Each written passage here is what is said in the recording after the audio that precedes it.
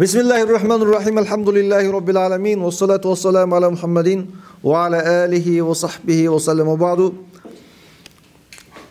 El hadis es-salisu vel eşirun. Kulli hayrin sadaka. Bardık жақшылық sadaqa de eseptilen. An Abi Malik el-Haris ibn Asim el-Aşari radiyallahu anhu qala Resulullah sallallahu aleyhi ve sellem at-tuhuru şatrul iman. Velhamdülillahi temle'ul mizan. Ve subhanallahi velhamdülillahi temle'ani ev temle'u ma beyne's semavati vel ard.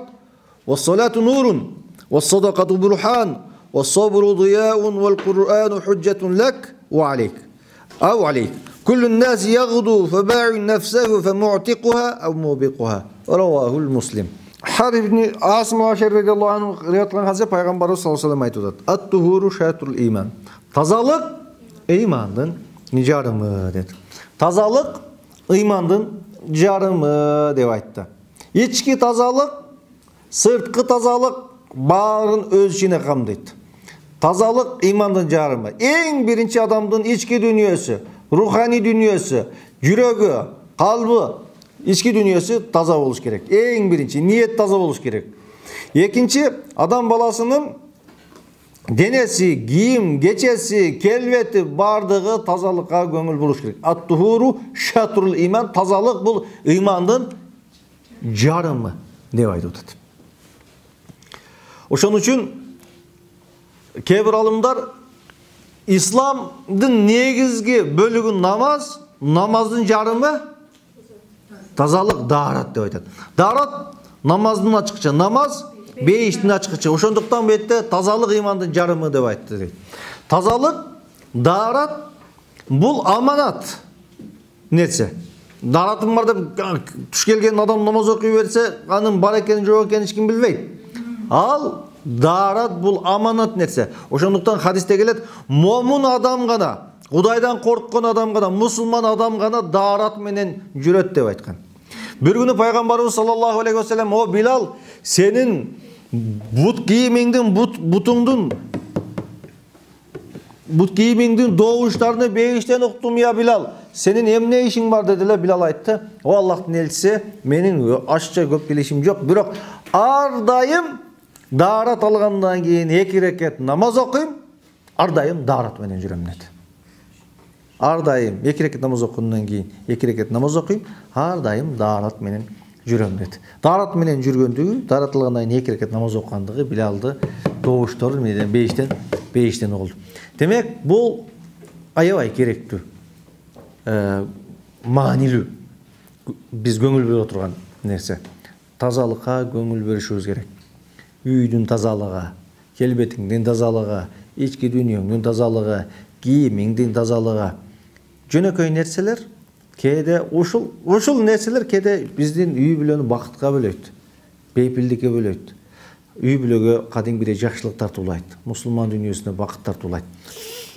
Ошон үчүн айтып атат, ат-тухуру шатрул иман. Тазалык бул имандын жарымы деп айтып атат. Тазалык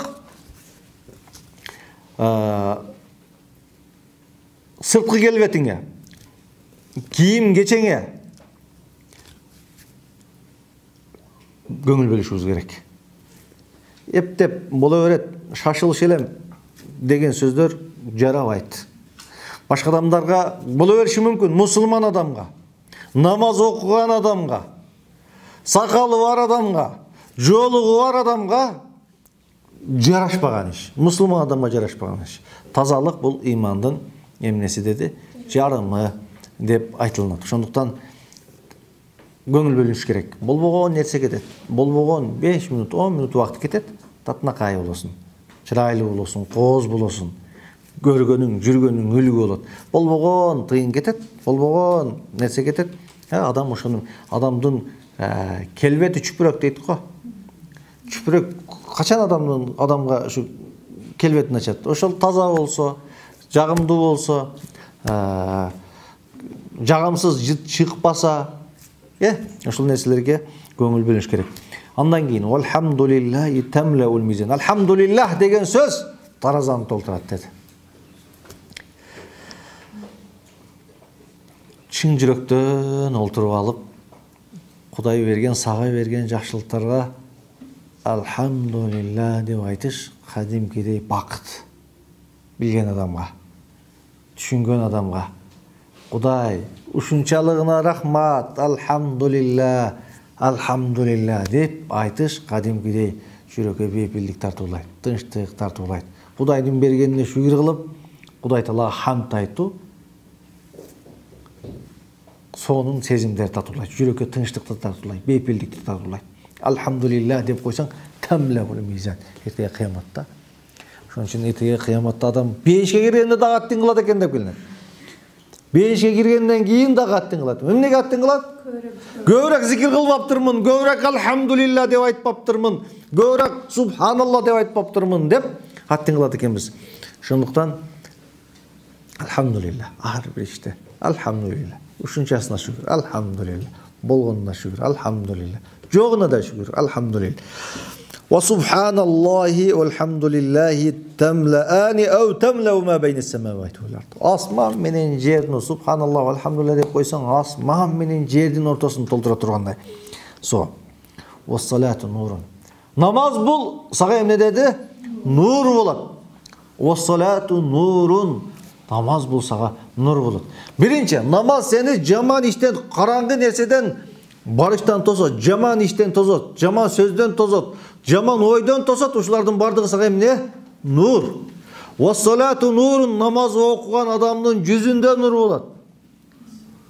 Адам баласынын жүзүндө, келбетинде нур болот. Намаз окуган менен окубаганды кээде бир бай карап туруп байкайсың. Адам намаз окуган адамдын жүзүндө нур болот.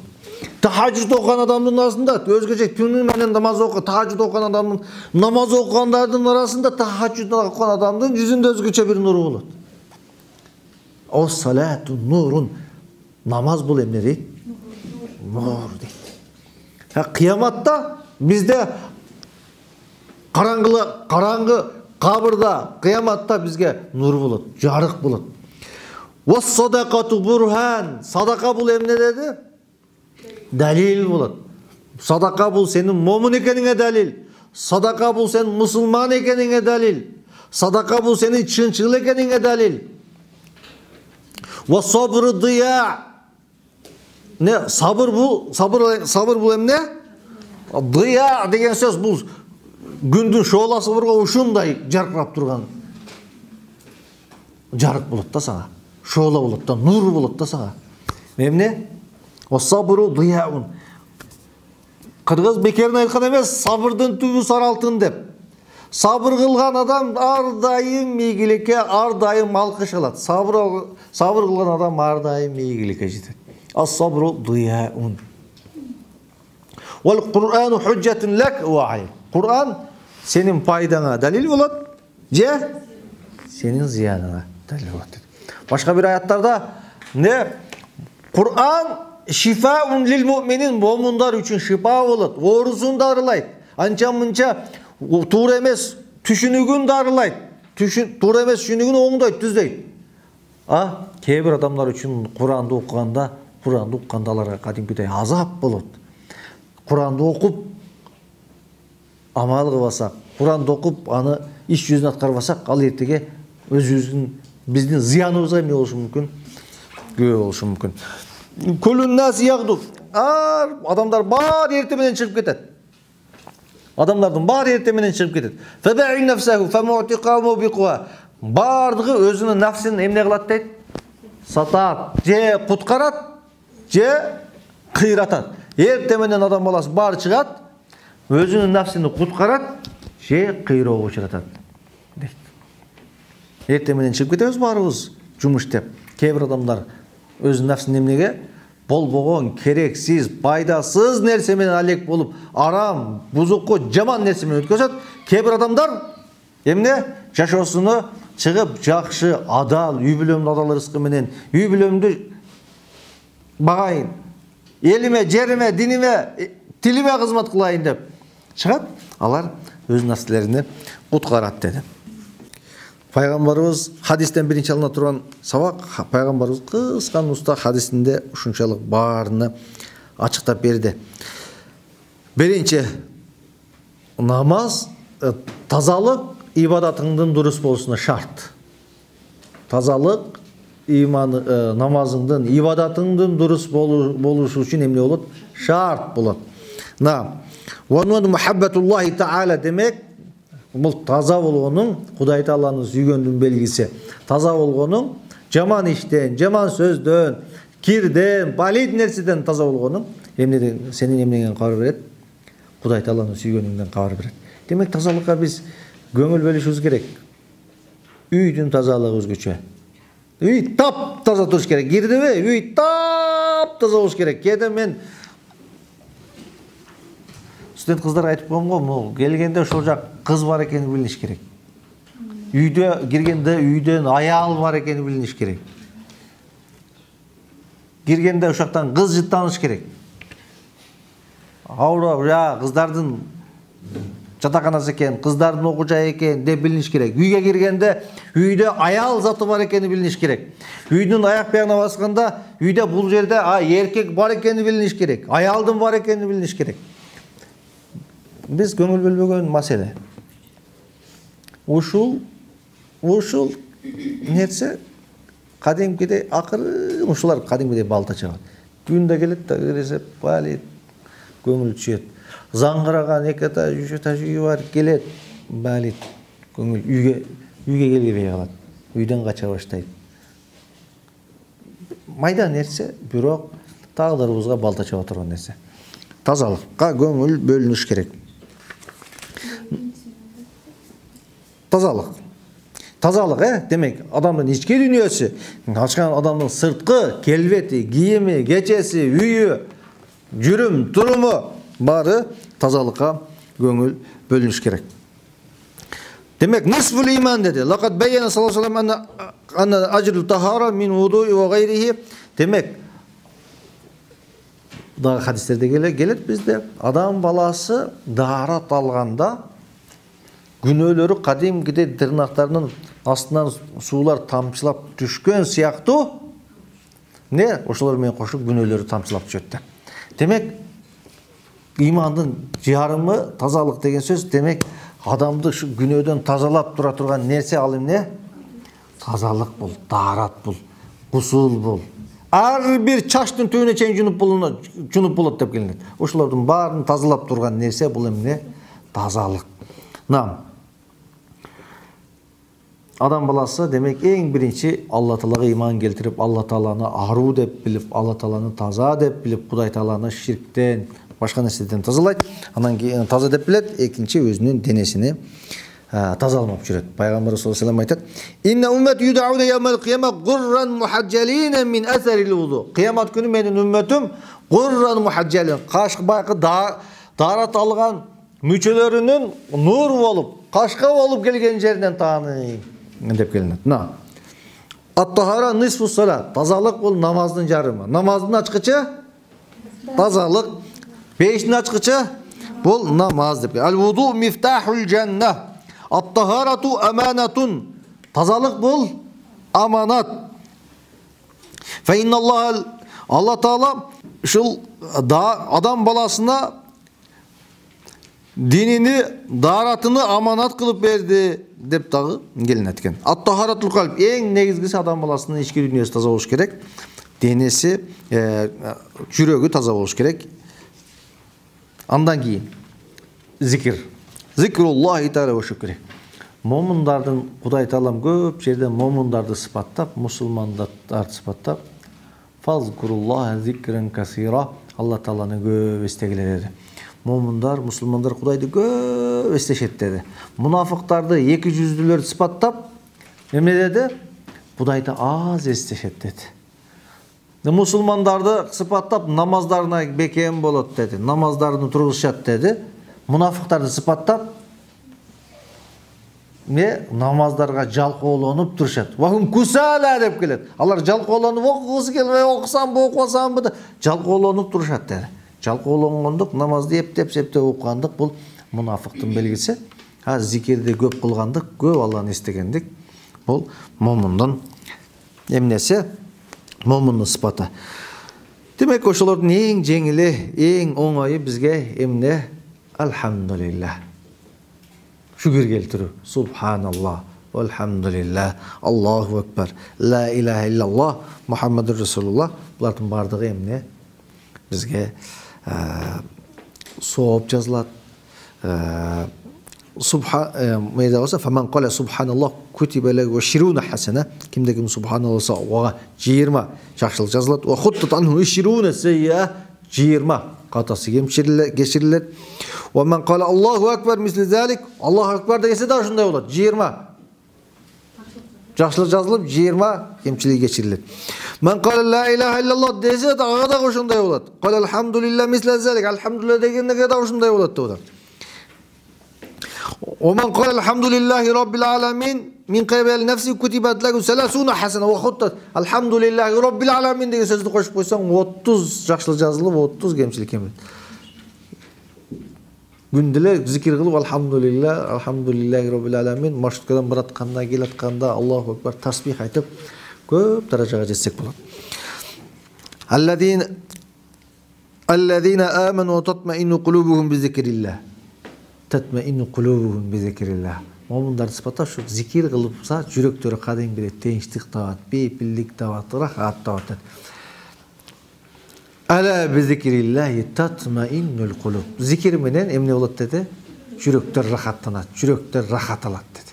Өзү биз эң жакшысы убакыт бөлүп алып, ошо мезгилде субханаллах, алхамдулилlah, Аллаху акбар, ар бир намаздан кийин 33 жолу, андан кийин эртели кеч bir vaqt bölüp subhanallah, alhamdulillah деп zikir kılsak uşul en жақсы нерсе болмақ.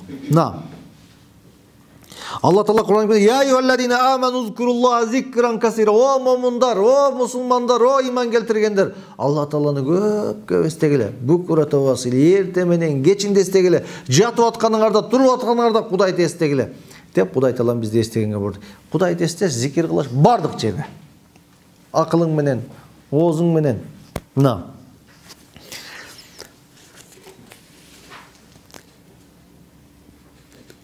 Andan keyin namazga kelip to'xtadi. As-salatu nurun dedi. Namaz bu nur. Жашообузда nur. Inna salata tanha anil fahsha'i wal munkar. Бұл bir. Екіншісі nuru simahum fi wujuhim min athari sujud. Kıyamet günü Müslümanların daha bir belgesi, yüzlerinde emnenin belgesi var, secdenin belgesi var deyip geledi. Secdenin belgisi var. Oşanın alımlar yüzünde Müslüman adamdan, namaz okuyan adamın yüzündeki nur deyip geledi. Secdenin izi var degen söz emne? Yüzündeki nur deyip aytılınat. İza hafazal abdu ala salatihi fa aqama vudu'ahu ve ruku'ahu ve sucudahu ve qara'a fiha. Kimde kim namazını okusa, turguzsa, үрүксүн, саждасын толук кылса, жакшы даарат алса, кыраат кылса, Алла Таала аны хафизакаллах кама хафазтани, намаз айтат экен ага. Мени сактагандай сени Алла Таала сактасын. Анан асманга көтөрүлөт экен нур менен. Алла Таалага тантахи илаллахи азза ва жал фаташфа ли сахибиха. Алла Тааланын астына Алла Таалага көтөрүлүп, анан өзүнүн ээсине намаз окуган адамга шапаат кылат деп айтат. Ошон үчүн пайгамбарыбыз саллаллаху алейхи ва саллям Билалга, я Билал, о Билал, арихни азын айт, бизди намаз менен бир эс алдырар дейтиле. Намаз адамга кадимгидей ушинтип тынчтык тартуулайт, бейпилдик тартуулайт. Ас-садакату бурхан. Садака бул эмне деди? Далил. Садака бул musulmanın musulman ekendegine dalil. Çınçıl ekendegine dalil. Özüm emес, özgö деп жашаган musulman ekendegine dalil. Айтшы оңой, садака бериш оңой иш эмес. Садаканы чыгарып бериш оңой иш эмес. Ой, садака беришибиз керек деп айтып кое беребиз да, оңой да жеңил. Бирок чыгарып бериш, чөңтөгүндөн чыгарып бериш, бул оңой олтоң иш эмес. Накта musulman, накта Kudaydan korkkan adam gana çıkarıp vermese o adam çıkar almaydı. Ondan keyin bizge Kur'an-ı Kerim sizlerge hüccet bulut, sizlerge dalil bulut dedi. Demek Kur'an'da okup amal kılsak o Kur'an bizim faydamızga dalil. Eğer de Kur'an'da jattap okup bir amal kılsak, iş yüzünü atkarbasak, al bizden ziyanımızga dalil bolup kalışı to'liq ықтимал. Ondan кейін хадистің аяғында ертеменен негізі бай хадистегі келген ибара құштарға айтылады ертеменен шыққанға. Бұл жерде шул адам баласына да айтылады, ертеменен шығып адам баласы өзіне құтқарады, жақсы жаққа құтқарады күн сайын барасың, өзіңді жақсы жаққа құтқарасың, же күніңді керексіз жаққа жоқ қылатасың, же өзіңді құтқарып атасың. Алла Тағала барыбызды ушул хадиске амал кылуучулардан, өзүбүздү куткаруучулардан кылган болсун.